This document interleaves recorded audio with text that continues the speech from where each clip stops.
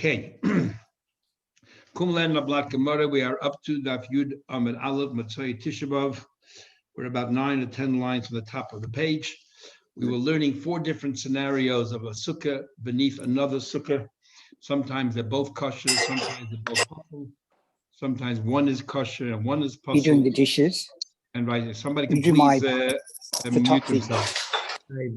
Avery, turn your mute on. We can hear you arguing with your wife. Sorry. Okay. It makes the share much more interactive and much more alive. Okay.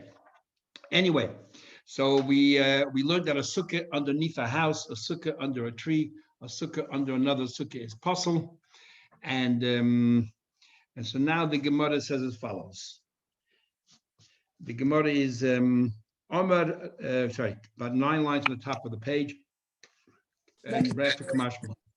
Kama Yehei Bein Sukkah l'Sukkah. What gap should there be when we say there's one sukkah beneath another sukkah? And we learned before in the Gemara, how do you know it's possible? Because we say we look at it the way it's written. It's written by sukas in singular, so it should be in one sukkah, not a sukkah underneath another sukkah, or a sukkah underneath a house, or a sukkah underneath a tree. So the Gemara says, what should the gap be between one sukkah and another sukkah? And we'll consider it as if it's 2 separate sukkahs, and the bottom one is puzzle. If you have a gap of a tefach, we know when it comes to the laws of tumah, if you have a gap of a tefach, it's considered a roof, and therefore it's as if there are 2 different rooms here, 2 different spaces, and it's a sukkah beneath a sukkah. Where do we find a gap of a tefach renders something as a room? We find this regarding tumah. There's a law by tumah that says that if you have something inside a house, that everything else that shares that same roof also becomes tumah. That's a tumah of an oil. So what should the gap be between that object and the roof before he can transport that tumah to the rest of the room? There has to be a space of a tefach. So by all tumah, we know there's a tefach. That's number 1. Tanya, we learned tefach al tefach, bereim tefach. The dimensions are a tefach by a tefach, the height of a tefach, maybe es hatumah. It can transfer the tumah from one end of the room to the other, or let's say both of them under a board, one end to another end, as long as there's a space of a tefach between the item and the board. So therefore, it's considered a ceiling. Number 1. And number 2 is v'chaitzes b'fnei hatumah. If there's a corpse inside a room, then above that room there is no tumah. But if there's less than a tefach space between the body and the roof, then we say that tumah breaks through the roof and it goes up. Tumah retzutza ubaykas goes up. We learned this in brachas that all the coffins, they have roiv arenas. The majority of the coffins have a gap of a tefach between the corpse and the lid. But if it's anything less than a tefach, from the height of a tefach, will not bring the tumah across, nor will it intercept the tumah. So we see that in order to be considered a roof, a space of a room, it has to be a tefach. That's the view of Rav Huna.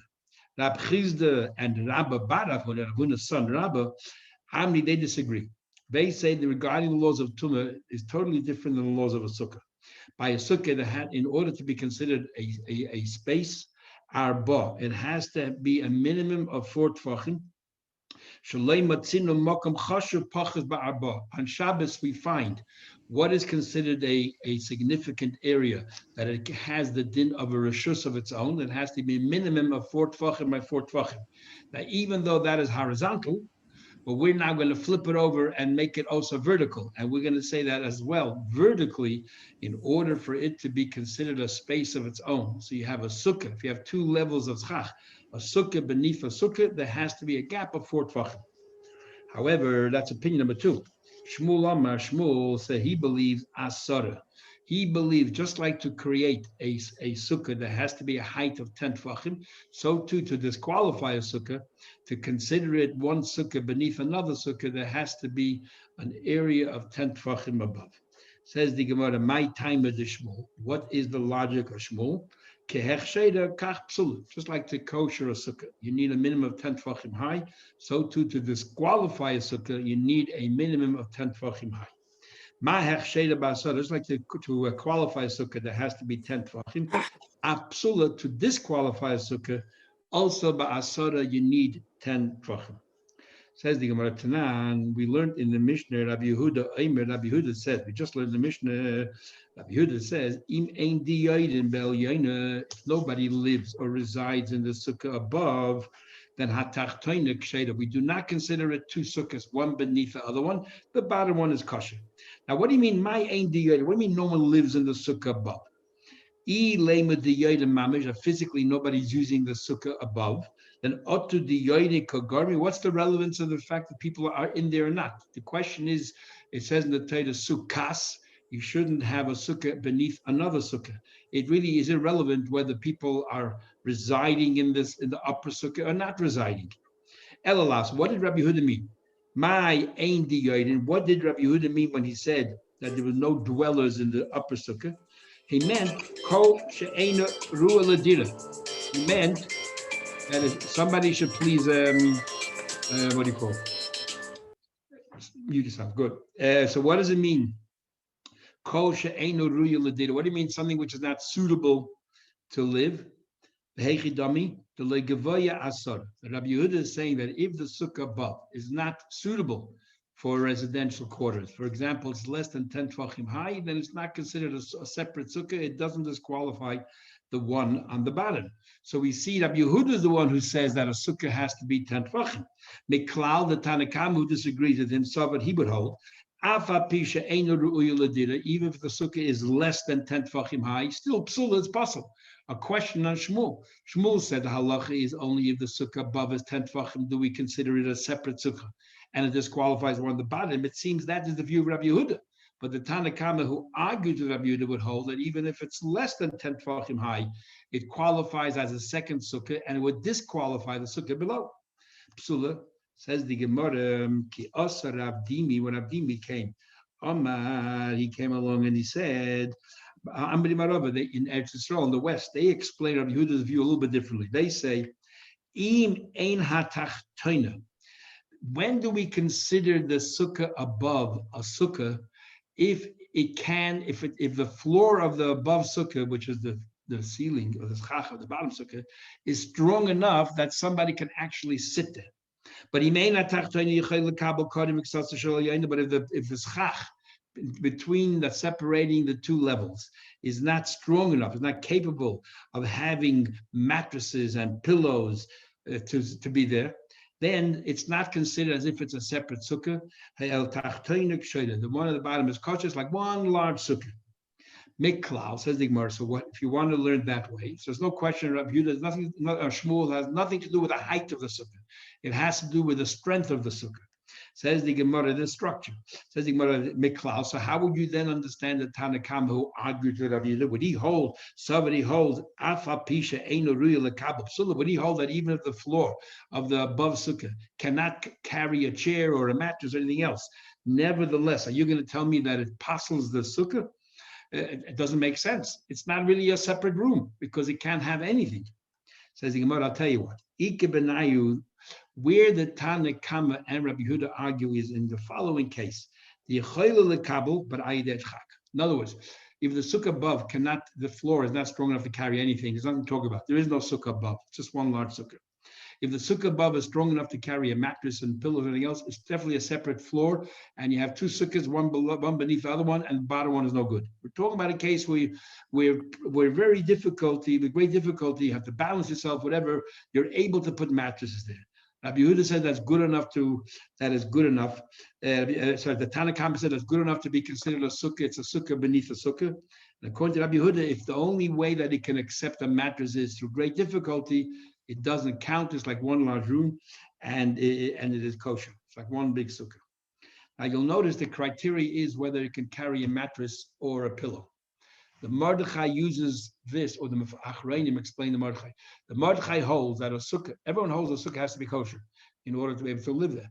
According to the Mordechai, if a sukkah is not big enough that you can sleep inside the sukkah, even though the sukkah is large enough to eat inside, the sukkah is not kosher.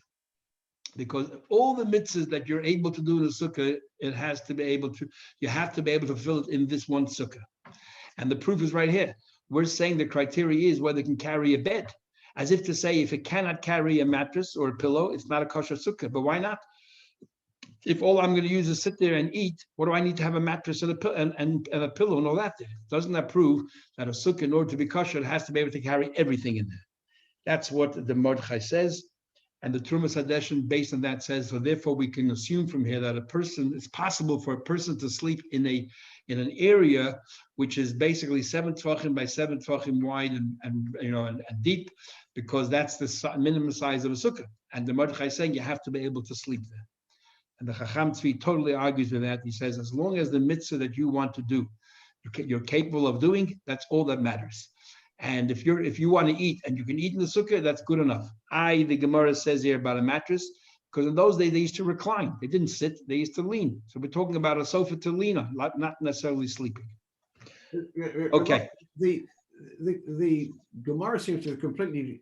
Originally, we talk about a sukkah. The basic criterion is tilasa meruba michamosa.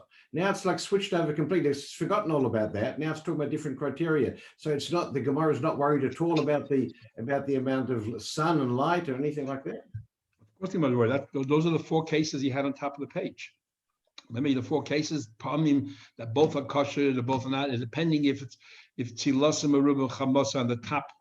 And then that becomes the kosher sukkah, and the bottom one, if it has its own tzulos, is a problem. But if the bottom one is chamosa, then it's not a separate sukkah. Of course, that's important criteria. We're assuming that is all correct. Now we're just discussing a separate issue. What is considered 2 separate rooms, or 2 separate, one floor on top of the other? Anyway, Shmuel says 10 tvachim. Mishnah.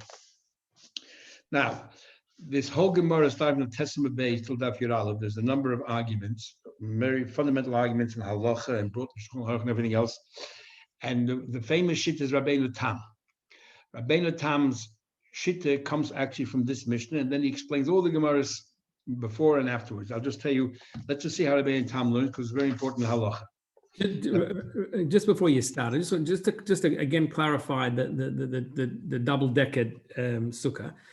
Obviously, the bottom sukkah and the top sukkah, the schach is on separate sides, because presumably, if the bottom sukkah had schach above it, that's exactly what we're talking about. The bottom sukkah is schach above it, and the top sukkah is schach above it. The schach, which is above the bottom sukkah, also serves as a floor for the top sukkah, and therefore we're saying that. We had all the cases. So we said. Yeah. So the bottom sukkah's got two levels of schach effectively. Yes, exactly. But if the top sukkah is chamasa marum and tzelos, it's not really considered a schach, and therefore we look at the bottom one, provided, according to Rashi, that they're both within 20 amas. But if it's the top one is above 20 amas, then that becomes chach puzzle and it ruins everything. Okay, let's see how we'll learn Rabbeinu Tam. Rabbeinu Tam. Sorry, Mishnah. Peter's, you have a sukkah, you build the structure, the walls, and now you're about to place the cover on it. Peter's aleha sadin. You spread out on top of the sukkah a linen. And why did you put it there? You're putting it there for the sun. You want to protect yourself from the sun. Means that you're putting it on top of the sukkah itself. I'm learning Rabbeinu Tam now. Or underneath mipnei hanesher. You have this chach and you're putting it underneath to catch all the twigs and so on. So this is Rabbeinu Tam as follows. Sorry. I jumped the gun. Forget Rabbeinu Tam right now. I don't want to confuse you. The Mishnah basically says that you have schach, and you're now either putting a linen, a sheet above the schach to protect you from the sun, or you're putting a sheet beneath the schach to collect all the twigs that are falling down. They shouldn't ruin your food and everything else. So you're putting it there to, I guess, for the benefit of the sukkah or of the person sitting in the sukkah. The din is that it's possible, because the material of the sadin obviously is not kosher l'schach, and therefore you have here a mixture of schach posel and schach kosher. It's no good, and it is posel. It is posel. Now, what Rabbeinu Tam Shitta is as follows. Rabbeinu Tam Shitta is, which is based on the next Mishnah. Rabbeinu Tam Shitta is that if you have kosher schach, proper schach, more shade than sun, and then you have branches of a tree, or then you add pasal schach, it doesn't bother us. The sukkah is 100% kosher. And even though you learned that Testament base that if you mix the pasal and the kosher schach, we got a problem. Rabbeinu Tam says it's only a problem if you don't have sufficient kosher schach for the sukkah and you need to use some of that pasal schach. That's when it's a problem. But if you have kosher schach in the sukkah and then you just want to add, and then you have branches, it doesn't bother us at all. You have a kosher sukkah. Okay, that's a very big chiddush of Rabbeinu Tam, and therefore Rabbeinu Tam. So it's like Rabbeinu Tam learns in our mission over here. Why is the sadin a problem? It's because we're talking about you don't have enough schach kosher here, and you need the help of the sadin to give you the shade, or the schach kosher is falling apart. The sun is drying it up, and soon you're going to have less schach than you're going to have. You have less shade than sun. So therefore, you need the sadin to protect the schach, not to protect me, to protect the schach to have enough shade. And that's why it's a problem. But otherwise, Rabbeinu Tam holds, if you have enough kosher schach and you have your cover there for the rain, according to Rabbeinu Tam, you're sitting in 100% kosher sukkah, even though it's totally covered with a plastic to keep the rain out. Rabbeinu Tam says, as long as you had there initially enough schach to be a kosher sukkah, it doesn't matter. You're sitting in a kosher sukkah. So that's number one. Others disagree with him totally. And they all learn obviously that if you have pasal schach above your kosher schach, it's a problem. Either they say you remove all the schach underneath that and see what's left, and so on. And they learn that the problem here with the sadin is simply you're putting the sadin on because you don't want it to be hot. It's not supporting the schach. It's still a problem. You can have plenty of kosher schach. If you're putting the sadin, it ruins the whole thing. Okay, this is a very fundamental machlekes. Then we continue. Just Ben, we're on 10a by the Mishnah. Just started the Mishnah. It's starting the Gemara. On the bottom of the page. 10a. Yeah, number something. A what? A2, A3, what is it? A3. 10A3 at the 10a3. Okay. Or shepitis al gabe hakinuv. What happens? You spread out the sheet, and let's say you have a bed, and you have 4 legs to the bed. Then you added 4 pillars on all 4 sides. Rabbeinu Tam Or posts. Alamaisa Shita? Sorry. Is Rabbeinu Tam Alamaisa Shita, or is it just a discussion point?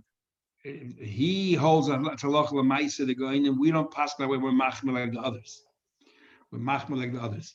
But some people sit in the rain. They say that if it rains, it's still better sit in the sukkah with a cover on than sit in your house, because according to Rabbeinu Tam, you're still fulfilling the mitzvah of sukkah. Okay. That's not Lubavitch. We sit in the sukkah in the rain without a cover on. I'm talking about people, even though they put a cover on, they'll still rather sit in the sukkah than in the house, because according to some, the Goinim, Rabbeinu Tam, and others, you're actually fulfilling the mitzvah of sukkah. Is that for Ashkenazim? Because that's what I got at home. I've got a cover. When it rains, you cover the whole sukkah, and we don't get out. But I didn't think we were doing anything. Now you know you're doing something good. But in Shulchan Aruch, it's actually not brought down that you should do that. I'm just telling you that there are those who are machmir to do that. So now you realize you're in tune with Rabbeinu Tam. Okay. If you spread it out on these 4 posts, you're right, sticking out, and you put it on top of that, it is possible, as we'll soon see. Let's say we're talking about you have a bed inside your sukkah, and you have posts on your 4 ends of the bed, and then you put a canopy over that. It's possible because you're not then lying under the schach, you're lying under a roof of an oil. Is that if you have, instead of 4 posts on your bed, you have 2 in the center of each end of the bed, and the head of the bed and the foot of the bed, and then you have draping down a canopy, which is like a tent, which there's no roof there of a tefach, and therefore it is still kosher because you're not like you're still lying in the sukkah with a cover. Says the Gemara, says, let's get back to the first part of the mission about covering the schach. When is it a problem if you're putting the sheet there to catch all the twigs? If you're doing it to beautify the sukkah, some kind of decorated sheet or something, for example, shaded is kosher. Obviously, says clearly in the mission. The problem is that you're putting it in because you want to capture the twigs. So obviously, but if you're doing it for beauty, it's all right. I would have thought, who did it for nice? If you're doing for beauty, so why is it mentioned because of the twigs? Generally, that's why you put it across, because you're putting it to catch the twigs and so on, but not necessarily doing it for beauty. But if you do it for beauty, it's the same law and it's a problem. No, if you're doing it for beauty, it's all right.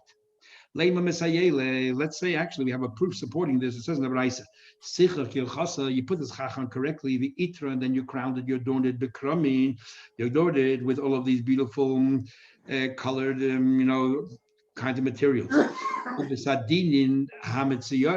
And so too, if you put across linen, that has all kinds of embroideries on it. You hung up the nuts, shkedim, almonds, parskin, peaches, pomegranates, pachili, anavim, and you have clusters of grapes, shabulim, and stalks of wheat, yenis, wine, shmanim, oil, the salsa, the flour. All of these things you're decorating your sukkah with. It becomes now muktzah. You're not going to have any benefit from it ad until the very end of Shmini Atzeres.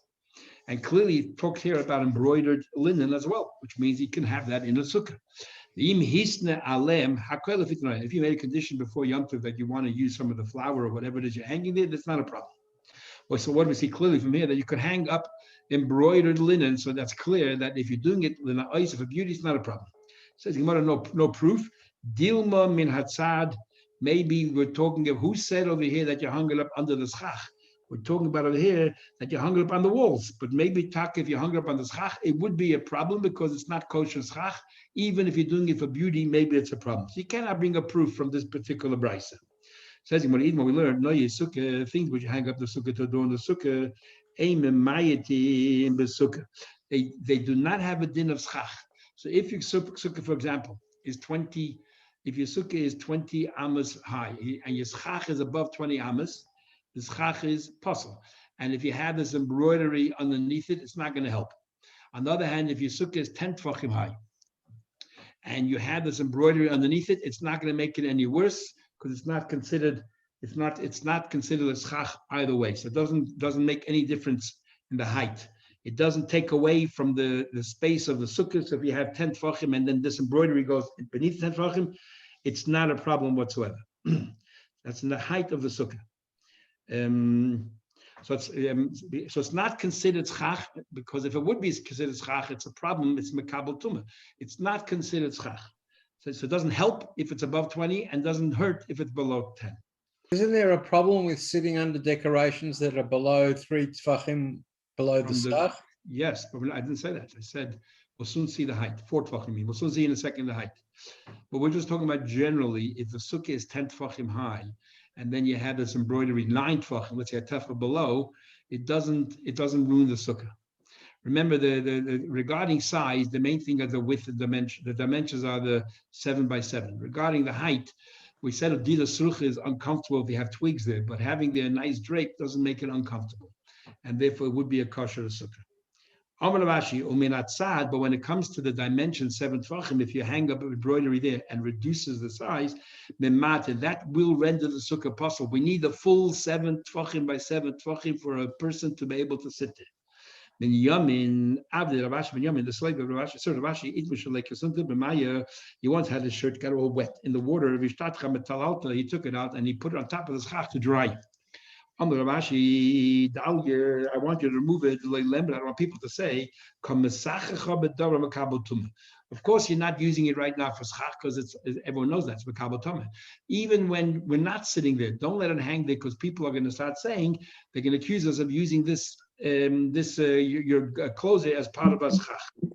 Says the Gemara, everybody can see that it's wet. So obviously, you're just putting it there to dry. So he meant, as soon as it dries, even though nobody's sitting in the sukkah, remove it so you don't want people to go around and alleging that we use this as a schach. Itma, we learned, Noye Sukkah, this is what you asked. Noye Sukkah, if you have Noye Sukkah, something that beautifies a sukkah, Hamuflogi Mimena Alba. If it's more than 4 tefachim, Rav, Nachman, Omak, is kosher. I don't care about the distance between the Noye and the schach. If it's there to beautify the sukkah, it's good enough. They say that it cannot be more than 4 tefachim away from the schach. If it is, it has an identity of its own, and therefore it's possible schach and it ruins the sukkah. The Gemara tells a story. Rab Chizda and Rab Huna, who both believe it cannot be more than 4 tefachim, equal bereish galusa. They once came to the house of galusa, and Ginhu, and Rav Nachman. They once came to the city of Nachman. Rav Nachman was the head of the Bezin, and he was very close to Galusa. Actually, he was the son of one of the Galusas, but in this one he was just very close.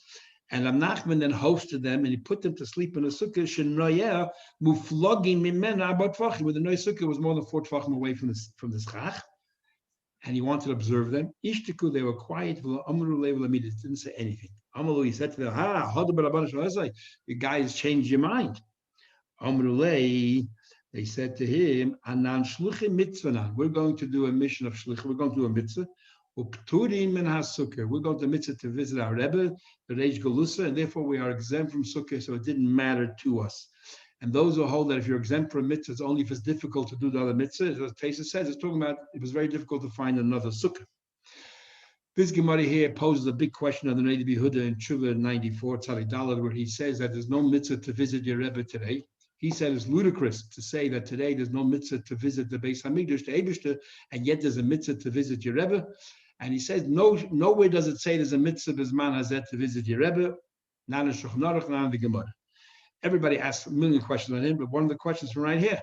Here we're talking about way after the Beis Hamikdash was destroyed, and their excuse was that they were going to visit their Rebbe. So we see clearly from here that there's a mitzvah visiting your Rebbe, even b'zman hazeh. So perhaps to answer the Neidah B'Yehuda, but Rav Nachman put them to sleep there. How did Rav Nachman put them to sleep there? Because he must have believed that, and he was doing it to test them, to see what they hold. So what was the point of the test? Didn't he know they're going to do a mitzvah, Isaac mitzvah, Patan a mitzvah? Obviously, he believed that today, Bizman Hazeh, there's no mitzvah of visiting your Rebbe. So therefore, he wanted to observe what they would do. Another big controversy here is a very famous question. If, let's say, I don't eat cholavakim, or the other way around, let's say I don't eat cholavakim, and I'm a guest in your house, I do eat cholavakim. Can you serve me cholavakim? For you, it's kosher, let's say, for me, it isn't. Are you allowed to serve me something that for you it's kosher and for me it isn't? Clearly from the Gemara here, it seems he can. Now, Nachman felt that this sukkah is kosher. He knew that for the other two it isn't, and yet he hosted them and put them to sleep in a sukkah that for them wasn't kosher. What right did he have to do that? Isn't that lifnei iver? For a blind person, he shouldn't place a stumbling block. So the question is, so does that prove you can do that? So most Mefarshim say no, that you shouldn't do that. If the other person, for them it's us, you shouldn't do that. And what Rav Nachman's argument here was that here Rabba, Bar Rav Huna, and Rav Chizda could have straight away seen that this sukkah is a problem, because you just look up and you can see that the Noye sukkah was more than 4 tvachim away from the schach, and therefore they can make their own decision whether they eat it or not. But if I give you food to eat and you have no idea, or let's say you give me food to eat and I have no idea what it is, and you know that I don't eat that kind of food, and you do, then you shouldn't do that. That's lifnei iver. Or vice versa. If I eat something that you don't eat, I shouldn't feed it to you. Okay? So this is a big controversy as well. Let's continue Gemara.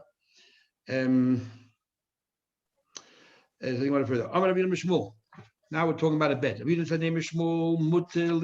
allowed to sleep. You're allowed to sleep bekila. You're allowed to sleep in a kila is like a kilas chsanim, which is like a honeymoon bed. Your bed, you have 2 posts in the head and the toe, and you have a drape that comes down, but the drape is like on a slope. There's no roof. There's nothing flat there. It just comes straight down. So you're allowed to sleep in a kila in a sukkah. We don't treat it as if you're sleeping under a roof. You're sleeping under the schach. Afapi, but this view holds, afapi sheyesh lagag.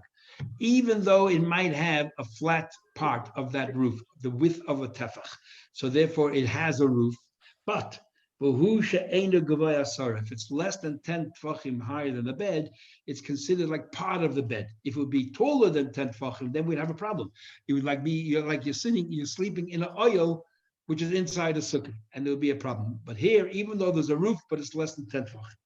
Talking about Toshba coming here, Hayoshin be kila b'sukkah. It says if you sleep in a kila in a sukkah, it says clearly in the Braisa, if you sleep in a kula, you're not yotzeh. So we're going to make a distinction. I just told you that since it has a roof, if it's above 10 tfachim, it's considered as if you're sleeping underneath a roof, a cover, which is inside a sukkah. So you're sleeping not under the schach, you're sleeping under a cover. if it's 10 tvachim high, because it has a roof. Megisrael, I'll ask you a question. A roof means because it's flat, the width of a tefach. I'll ask you a question. It says later on in the Mishnah,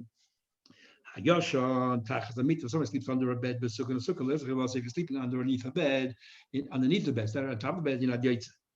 So why not? Why aren't you yaitza? You just said that if it's less than 10 tefachim, it's not a problem. Who said the bed was less than 10 tefachim from the ground? If the bed is above 10 tefachim, it's a reshus for itself. It's its own domain, like Shmuel said before, and therefore you are not sleeping inside a sukkah, you're sleeping under a bed. Toshma coming here, it says in the Braisa, it says in the Braisa as follows. Now, what happens that if you spread it out over a kanefis of a bed, psul is possible. So we see again that it's possible. The Gemara, again, we are talking about that is 10 tfachim high. Again, talking about 10 tfachim high. Says the Gemara, well, like Tani Hachi, we did not learn this way. The Tanya, we learned about it as follows. Naklitin. What's naklitin? Naklitin l'shnaim. You have two posts on both ends of the bed. And what is a kanefis? A kanefis is above 4 posts. Peter's agabe kanefis. If you spread out a sheet over the 4 posts, psula it is possible because you're not sleeping inside a sukkah. You're sleeping underneath a canopy. But agabe naklitin, if you put it on top of the 2 posts, then kshed is kosher. But a bilvad shelo yehei naklitin gevayim and amita sora, provided that the canopy by the naklitin is not above 10 tefachim. So we see that the naklitin is below 10 tefachim, and the kenefis is below 10 tefachim because the contrast between the two. And it says clearly here that even though the kenefis is below 10 tefachim, it is disqualified. You can't sleep there. And you just said before that if you have a canopy, even though there's a roof, if it's below 10 tefachim, it's all right. How is that different than a kanefis? Miklal de kanefis, the 4 posts, afa pisha engevoyim, so not 10 tefachim high, is all right. Says the Gemara, kanefis is very different than what we talked about akila.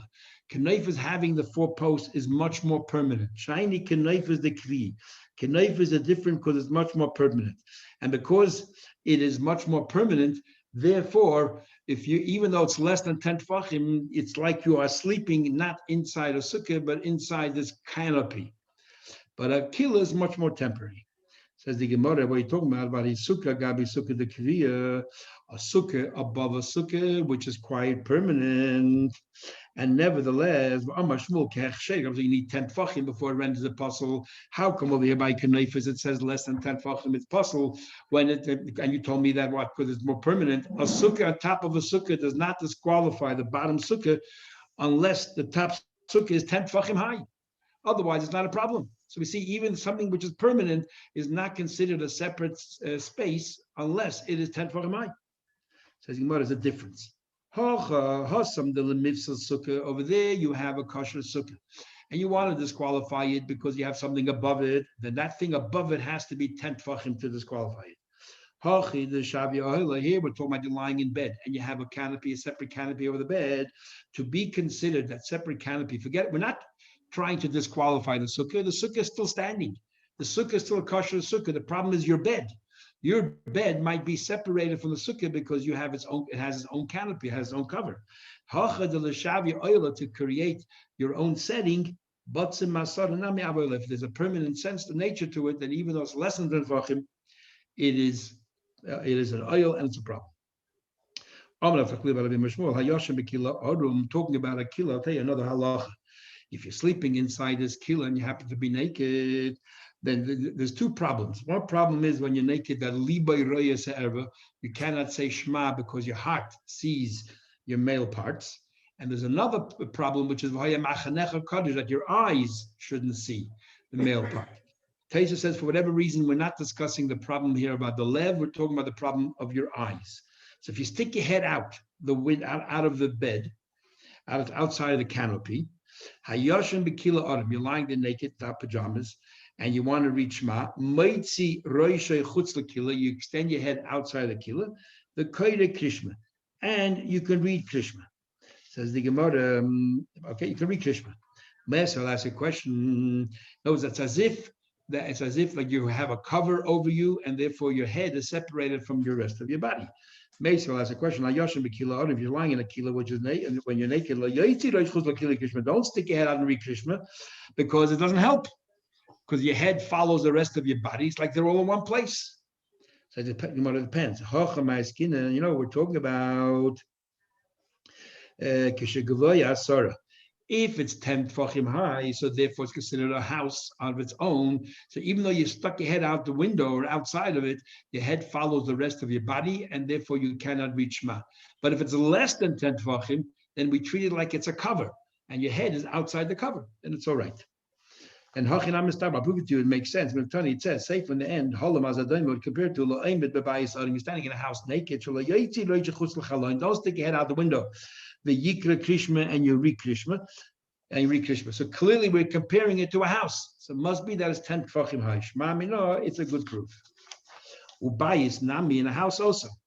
Afa pisha ein kavoya sodem. And then a house is a little bit different. A house, even though it's not 10 tfachim high, kiven the kviya oyelahu.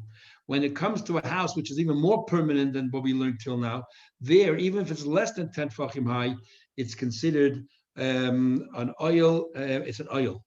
The legora mikenefis. It's no worse than kenefis, and therefore it's what do you call it? And therefore you cannot stick your head out the window, because it's as if your head is part of your body and it's all there. So there are different degrees of fixtures. So a bias, even less than 10 tfachim, is a bias in this respect. When it comes to kanefis, it's less. When it comes to kill, it's even less, and so on. So that is one lashon de Gemara, and that ends the shir of Shabbos.